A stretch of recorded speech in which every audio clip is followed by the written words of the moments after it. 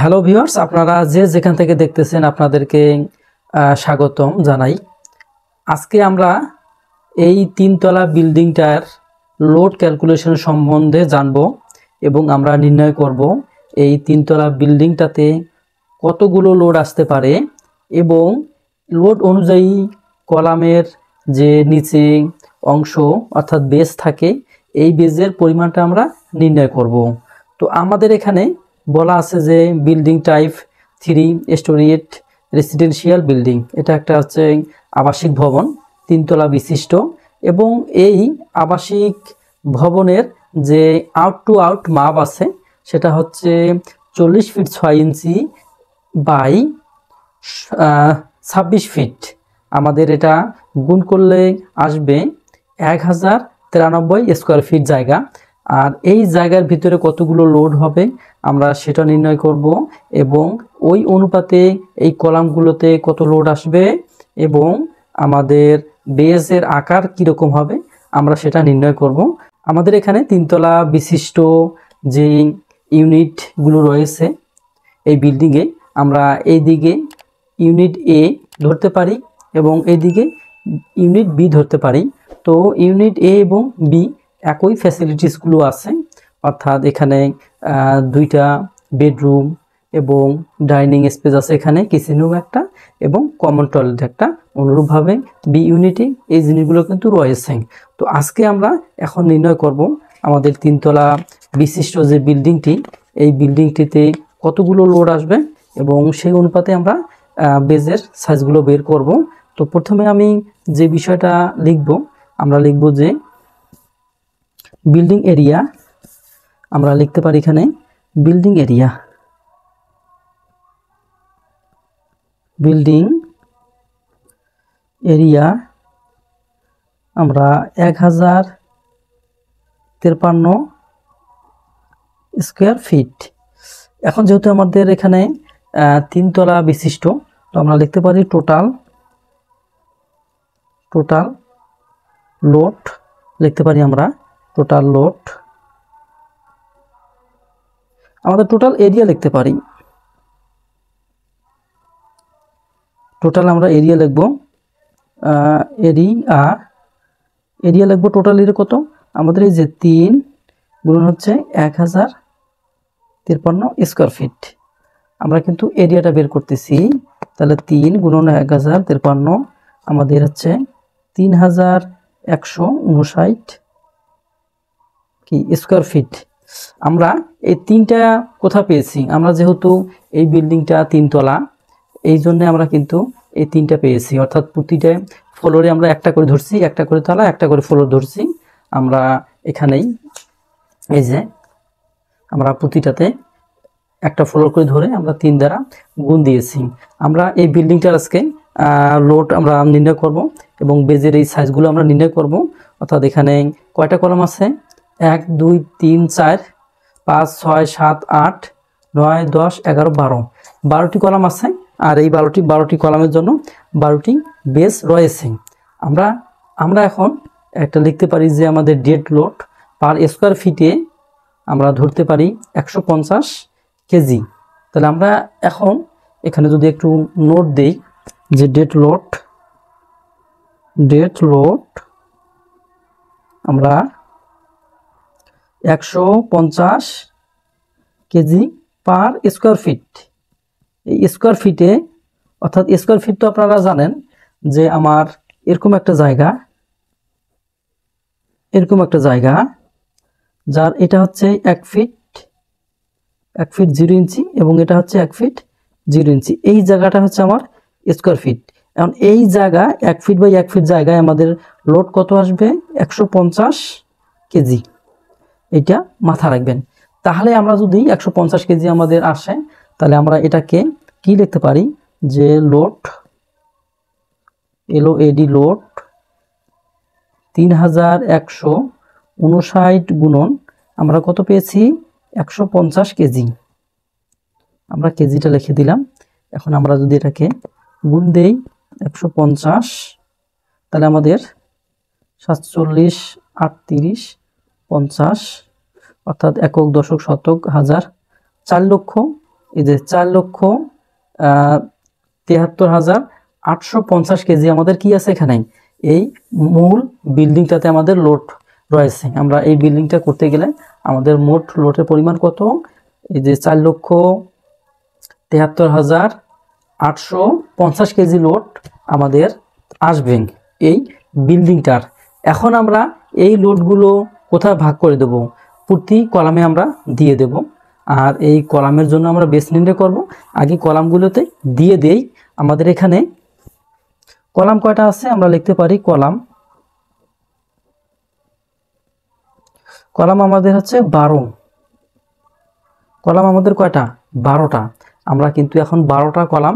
এখন এখানে একটা বিষয় আছে, আপনারা জানেন যে বিল্ডিং এর মূল কলাম এবং সাপোর্ট কলাম, পার্শ্ববর্তী কলাম এর উপরে কিন্তু অবস্থিত।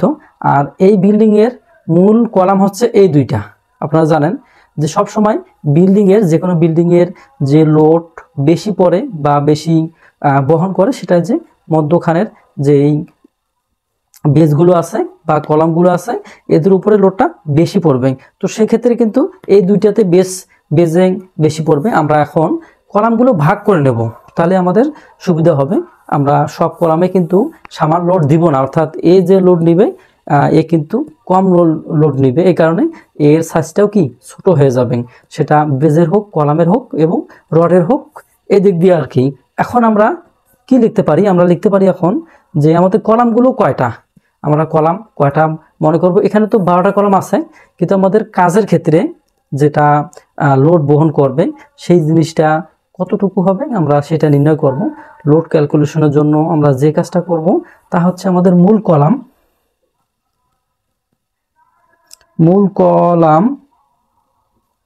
আমাদের মূল কলাম আছে এই দুইটা। আমরা এটা টিকচিহ্ন দেই, এটা টিকচিহ্ন দেই। মূল দুইটা কলাম আছে এই দুইটা, তাহলে আমাদের এখানে কি 2 লিখলাম। এখন দেখেন আরেকটা বিষয়, এই ভিডিওটা একটু বড় হলো, আপনারা ধৈর্য সহকারে দেখেন, তাহলে লোডের ব্যাপারে আপনাদের কোনো অভিযোগ থাকবে না এবং আপনারা সুন্দরভাবে জানতে পারবেন। এখন আমরা মূল কলাম ধরলাম দুইটা আমাদের এই মধ্যখানে। এখন দেখেন, এখন এই যে চারপাশে, এই চারপাশে 4টে কলম মিলিয়ে আমরা একটা কলম ধরবো। মনে রাখবেন সবসময়, এই 4টে কলম মিলিয়ে আমরা কয়টা ধরবো, একটা ধরবো। কোন 4টা, আমাদের এখানে একটা গেল, এখানে একটা, এখানে একটা, এখানে একটা। তাহলে আমরা বসাইতে পারি এই যে 1 যোগ। এখন দেখেন, এখন যে পার্শ্বে যে কলমগুলো আছে এই কলম কিন্তু 2টা মিলিয়ে একটা, এই 2টা মিলিয়ে একটা, আবার এই 2টা মিলিয়ে একটা, এই 2টা মিলিয়ে একটা। মনে রাখবেন যে সাইটের অর্থাৎ চতুর সাইটে যে কলমগুলো, সেই কলমগুলো 4টে মিলিয়ে একটা কলাম, এবং যে পার্শ্বে কলাম থাকবে সেটা 2টা মিলিয়ে একটা কলাম। তাহলে এখানে কয়টা কলাম, এই যে এইটা আর এইটা মিলে কয়টা, একটা, যোগ এটা আর এটা মিলে কয়টা হলো, একটা, যোগ এটা এবং এটা মিলে কত হলো, একটা। তাহলে আমরা মোট কলাম এখন লিখতে পারি। আমি একসাথে লিখে দিলাম যে কলাম। এখন মোট করি, মোট কলাম কত হবে, 2 1 3 4 5 6, 6টি।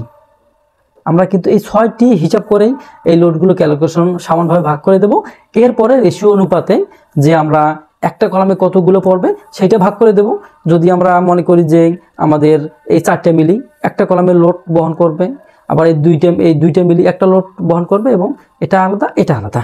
যাই হোক, আমরা এখন কি করব, আমরা এখন প্রতি কলামে লোড বের করব। প্রতি কলামে লোড পড়বে। এখন দেখেন এখানে কত আছে, আমি একটু বাংলা লিখলাম। এখানে 4,73,850 কেজি, এবং এখানে কত আছে, এই লোড আছে কত, 6টা। এই মোট কলাম কয়টা, 6টা, এই 6টা দিলাম। এটা হচ্ছে কেজি, যেহেতু আমরা কেজি নির্ণয় করতেছি আমরা কেজিতেই চলে আসবে। আমরা এখন যদি এটাকে ভাগ দেই, তাহলে আমাদের প্রতি কলামে আসে আমাদের 7 8, অর্থাৎ 78,975 কেজি।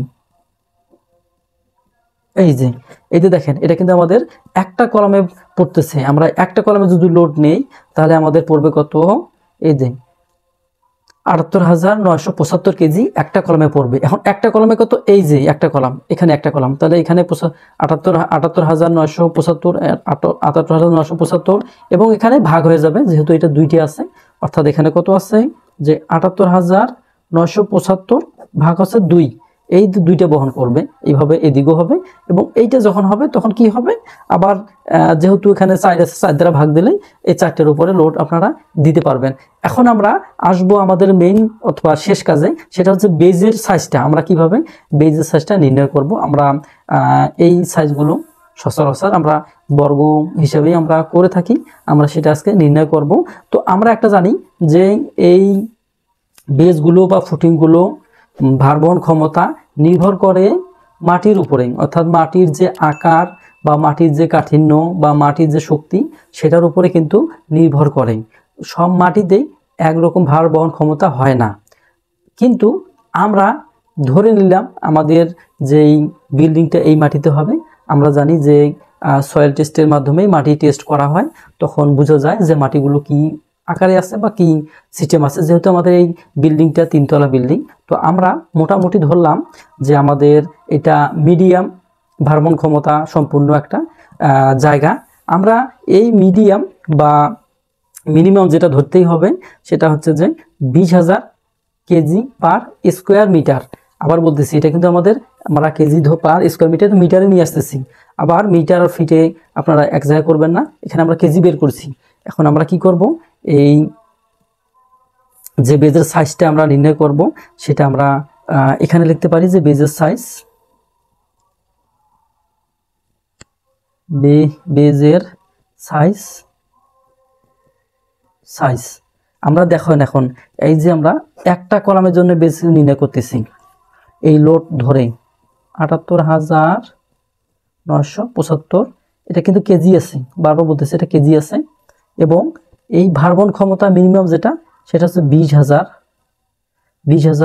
এটা কি 20,000 square feet, 20,000 KG per metre square. তাহলে আমরা এখানে কি করব, এটা কেজি দেব। এবং যখন এটা পার থাকবে, এই পারটা কি উপরে চলে যাবে, তখন এটা কি হবে স্কোয়ার মিটার। এখন উপরে কেজি আর নিচের কেজি উঠে যাবে, শুধু এটা থাকবে। তাহলে আমরা যদি এটাকে ভাগ দেই, তাহলে আমাদের এই যে 3.94, এটা কিন্তু স্কোয়ার মিটারে চলে আসলো। আমি আবার বলতেছি, এই জিনিসটা আপনারা ভুল পেঁচাবেন না, অর্থাৎ এই মানটা আমাদের কি স্কোয়ার মিটার চলে আসলো, যেহেতু আমরা মাটির ভারবহন ক্ষমতা কেজি পার মিটার স্কোয়ারে নিয়েছি, এই কারণে কিন্তু মিটার স্কোয়ার আসছে। এখন আমরা যদি বেজের সাইজ নির্ণয় করি, তাহলে আমাদের কি করতে হবে, এইটার উপরে আমরা বর্গ করে দেব। আমরা যদি এটার উপরে বর্গ করে দেই, তাহলে আমাদের মানটা বের হয়ে আসবে। আমরা একেবারে বসে দিলাম 1.98। এটা কিন্তু কি আছে, এই যে এটা কিন্তু মিটার আছে, বারবার বলতেছে এটা মিটার আছে, এটা একদিকের মাপ। আমরা স্কোয়ার করে নিছি, নেওয়ার পরে কি এটা মাপ বের হয়েছে। এখন আমরা এটাকে যদি আমরা ফিটে নিয়ে আসি, তাহলে কত হবে আমাদের, এই যে 6 ফিট 6 ইঞ্চি গুণন 6 ফিট 6 ইঞ্চি। এই যে আমাদের বেজের এই সাইজটা আমরা কিন্তু পেয়ে গেছি, বেজের সাইজটা আমরা কি পেয়ে গেছি। এই যে দেখেন 6 ফিট 6 ইঞ্চি বাই 6 ফিট 6 ইঞ্চি, এটা মিটার আছে, কিন্তু মিটার থেকে আমরা ফিটে নিয়ে আসলাম। এখন আপনারা এটাকে ইঞ্চিতেও নিয়ে আসতে পারেন, সমস্যা নাই। তো যাই হোক, আমাদের একটা বেজের সাইজ কত হবে, এই যে বেজটা যদি আমরা এখানে দেখি, তাহলে এখানে কত হবে, এখানে আমরা লিখতে পারি যে এদিকে 6 ফিট 6 ইঞ্চি, এদিকে 6 ফিট 6 ইঞ্চি, আবার এদিকে দুইটা মিলে কিন্তু এই সাইজটা হবে, মনে রাখবেন, যেহেতু আমরা দুইটাকে একটা কলাম ধরছি। তো এই হলো আজকের মতো ভিডিও, এখানে শেষ। আপনাদের কোনো জানার থাকলে অবশ্যই কমেন্টে জানাবেন, এবং উপদেশমূলক কোনো কিছু বলার থাকলেও অবশ্যই কমেন্টে জানাবেন। আপনারা ভালো থাকেন, সুস্থ থাকেন, আল্লাহ হাফেজ।